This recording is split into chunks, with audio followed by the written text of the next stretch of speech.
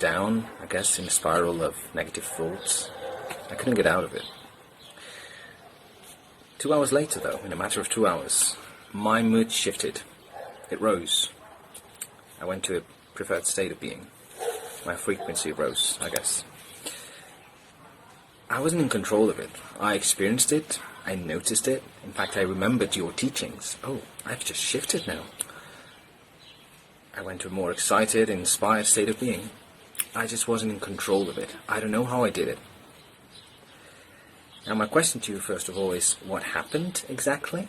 How would you describe what happened? And secondly, how can I be at the driving seat?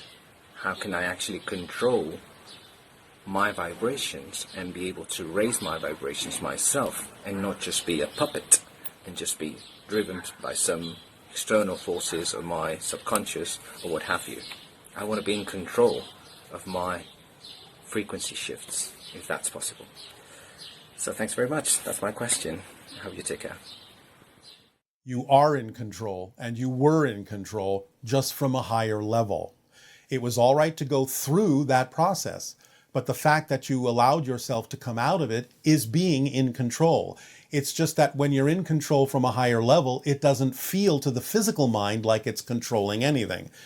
Don't fall under that illusion. You are in control. It's just that the physical mind doesn't always have to be the one to be in control. And when control is allowed from a higher level, it doesn't feel like you're in control, but you still get the automatic result of going to a place that is more in alignment with who you truly are. So let go of the idea that the physical mind always has to feel like it's in control in order for you to know you are in control, and allow it to happen automatically. But in the meantime, when you feel out of control, explore that for yourself and find the reasons why you feel it's so important that the physical mind always has to know whether or not it's in control, because that's the issue of that moment for you.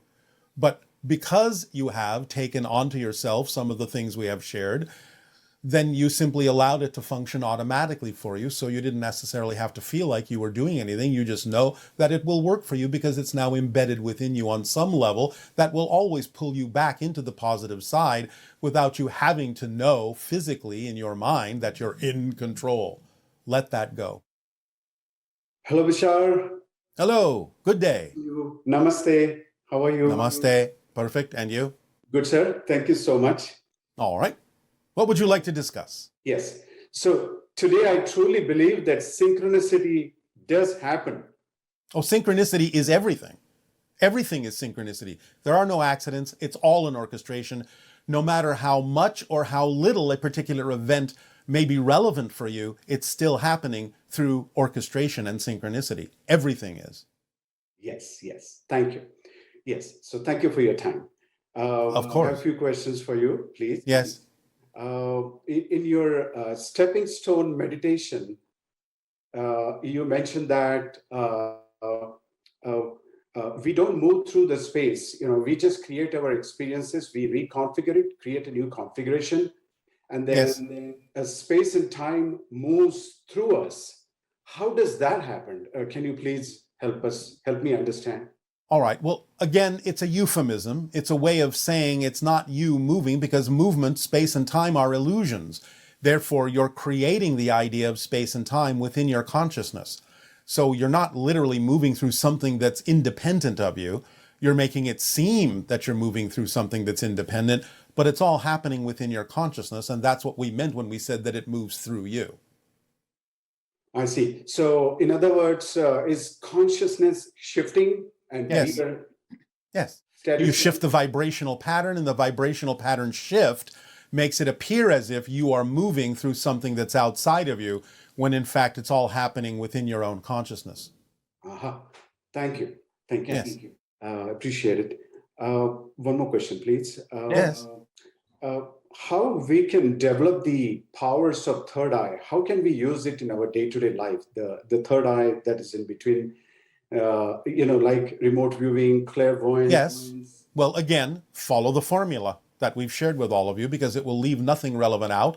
It will always raise the vibration and allow you to become more aware of things you were not aware of before. You will start to expand your senses. They will start picking up on things that have to do with domains and dimensions and parallel realities, and will understand what the probabilities are of something manifesting, or exactly how to navigate yourself to alter those things in the way that you prefer. So it's a matter of simply expanding your vibration, raising your vibration, which expands your senses and allows you to become more aware of things that are going on in more rarefied dimensions of reality. Awesome. So, Bashar, third eye do exist, right? The one that your ability, yes, your ability to perceive parallel probabilities does exist. That's what you're perceiving. Awesome, awesome. One of the reasons I ask is, there are many modalities out there to read the etheric, your auras, and then I heard that yes. Auras sometimes get clogged because of whatever stress and all. So if we can perceive, we can see that, then there are ways to clean up. Well, again, it's about the person being willing to choose a particular permission slip that works for them. So all these things are just ways of describing when energy may be out of alignment, ways of perceiving when energy may be out of alignment with what a person's true vibration, their core vibration may be, and perhaps providing some interesting, synchronous, and creative way in which they will identify with a permission slip that will allow them to bring themselves back into alignment or heal themselves. Wow. So let's say when I'm doing that cleaning for someone else, the other person who is receiving that, aura cleaning, so that person is giving me, himself or herself a permission slip. Yes. That allows. Yes, you never heal anyone directly. You have to allow them to decide to align with the idea you're offering so that they will believe in it enough to heal themselves. Oh my gosh, that is extraordinary. Thank you. Thank you for that. Yes. One more question, please, sir. Yes. How, the entire cosmos is, as you mentioned, the vibration. So I'm from India. The primordial, one of the mantras, the vibration that I learned since when I was a kid is mantra Om, the sound of Om, right? Om. Yes. And I also heard that, it entrains with the vibrations of this universe. Yes, generally speaking. How does that work, sir? Well, again, it's a collective permission slip. In other words, it's your interpretation from physical reality of the essential frequency of all that is. Therefore, it's what works for most people in helping them align their frequency with the frequency of existence, of creation itself. Wow. In other realities, it may be a different vibration. But nevertheless, in general, that's the one that collectively can work for most people, since it's part of the collective consciousness agreement that that vibrational frequency interpreted in that particular sound is what represents your connection to all that is. Wow. Bashar, that's awesome. So when I'm chanting Om during the meditation, or, yes, when they do that, does it gets to the cellular level? Yes. It tumultuously, it responds? Yes.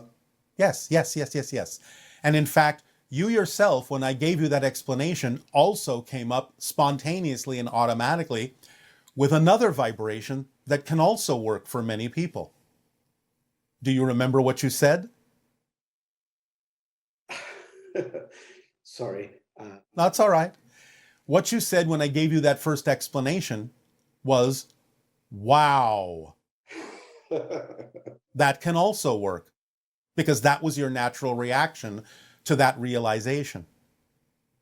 So by saying, wow, that can also open up many realizations, many understandings, many aha moments, as you say, can allow you to connect in many different ways, just as readily as Om can.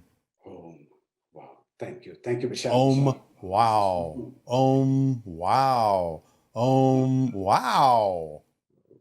It is phenomenal that you're talking to me from 500 light years. Because well, no, I'm not talking to you from 500 light years away. Physically speaking, I'm actually in my ship over the vortex of Sedona, Arizona, in your reality. Yes, physically, yes. But yes, it wouldn't matter, however, because connections are made regardless of the idea of space and time, since space and time are illusions. Space and time illusion. Yes, Bashar. Extraordinary. So that leads me to another question. I'm from India, and I always wonder, since I started listening to you and Darryl, are there any portals in India, and where are those? Oh, many, many, many, many, many, but we'll leave it to you to figure out where they are based on your attraction to certain areas that work for you. Okay. Okay, thank you. So usually folks in India, they are attracted more towards the temples, historical temples, Yes. like thousands and thousands of years. And why do you think they were built in those areas? Come on, you just said it. Because of the portals. Wow. I didn't know that. So I heard that there was a geometry, there was a specific logic behind. Yes. It also plays out geometrically on your planet, but it's also sensed intuitively by those that have the sensitivity to figure out where those energy portals are that have certain attributes that work well for people to be in those areas and help them align. So use your instincts, use your senses, go to those areas that you're attracted to, and you will be in the correct place for you at that moment. That is extraordinary. Thank you, Bashar. And I also heard that those ancient temples, they were built with some extraordinary architecture where there was no need of the physical light, the electricity, and many other.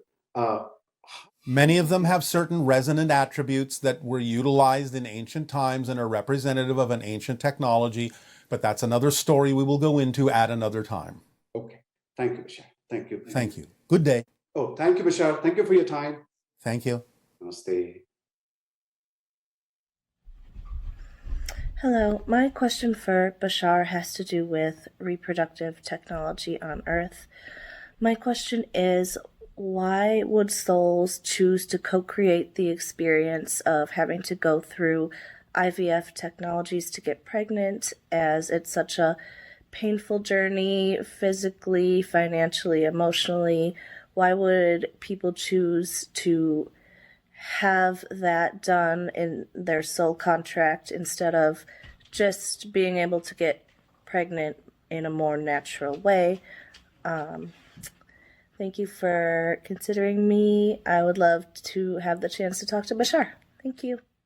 Again, there are many journeys, there are many themes that are done not only for the person themselves, but to demonstrate to others alternatives that may need to be sought in order to alleviate the idea of pain and suffering.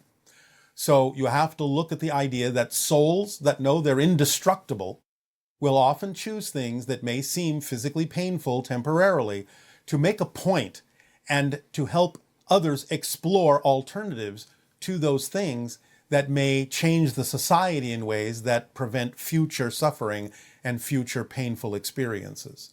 There can be as many reasons as there are for the individuals who experience that. Plus, it may allow people to explore other ways of doing things that, again, can be a little bit more in alignment with beneficial ways of doing things. It can also be that many individuals take on themes that are representative of connections they've made to other lives, and they may be, in their own mind, completing a cycle for themselves in a variety of ways that have to do with their connections to offspring and progeny and the evolution of humanity and so on and so forth. You have no idea what kind of information may come out of these experiences, even though the individuals may seem to be suffering now. I'm not excusing it. They don't have to do that, but they may have chosen to do that to serve a variety of purposes that simply are outside the scope of the immediate observations you are making. Good day, good day. Hi. Good day. So I'm really excited to be here with you, Bashar. Thank you. We are very excited to interact with you as well. So thank you. You know, part of me feels like I'm here because I need clarity. All right. About what? Okay. Yeah, I came in remembering parts of my soul contract. All right. Good for you. Yeah, thank you. And it's a beautiful life. I'm living my best possible reality every second of every day. Then what needs clarifying? Sometimes I communicate with the other side and my ancestors and my loved ones and things like that. Yes. And So I do help we. others with it as well. But All sometimes right. there's a wall there that I feel I can't get You mean on part of the other person? on part of the other person, but I feel like it might even be on part of me too. What do you imagine it might be on part of you for? I don't even know. It's just I feel All like there's right. a wall there. How about this?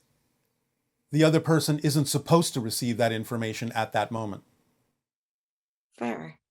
What about that? Why not trust the synchronicity that if you cannot deliver the information, you're not supposed to, and that's okay. Remember, what other people do with your information is none of your business. You don't know their path. You don't know what they need to know or not know at any given moment.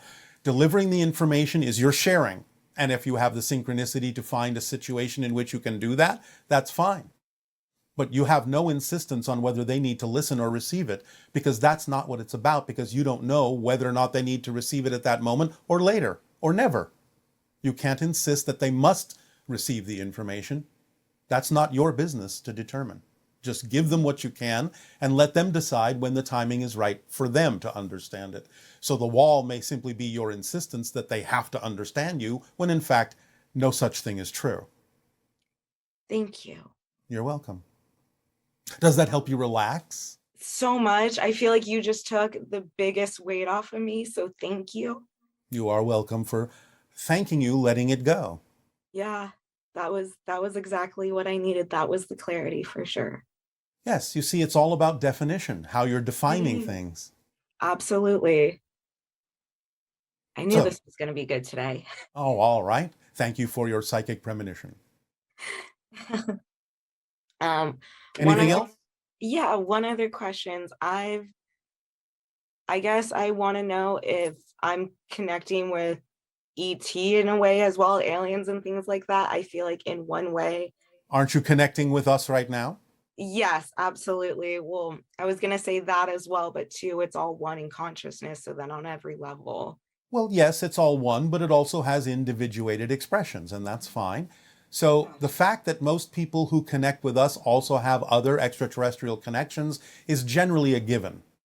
Otherwise, you probably wouldn't have found us. Fair enough. Does that help? Yeah, you helped and you marked all the boxes for me. Thank you. This was the clarity I needed. All right. Check, check, check, check, check. Have a wonderful day. You as well. Always. Mm, Good day. good day. Hello, Bashar. I would like to know if humans are the only intelligent life, advanced intelligent life, living on planet Earth. And I don't mean dolphins and octopuses and other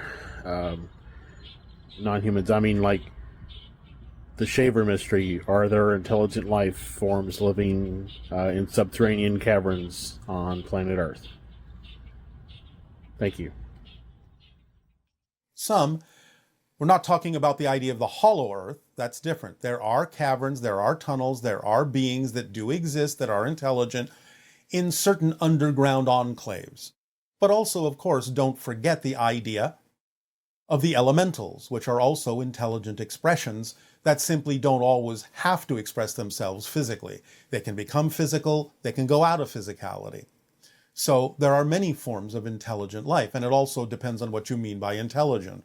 So even beyond the cetaceans and beyond the idea of the underground enclaves of beings and the idea of the elementals, anything in that sense is a form of conscious expression which has its own form of intelligence, even though it may not be expressed as human intelligence.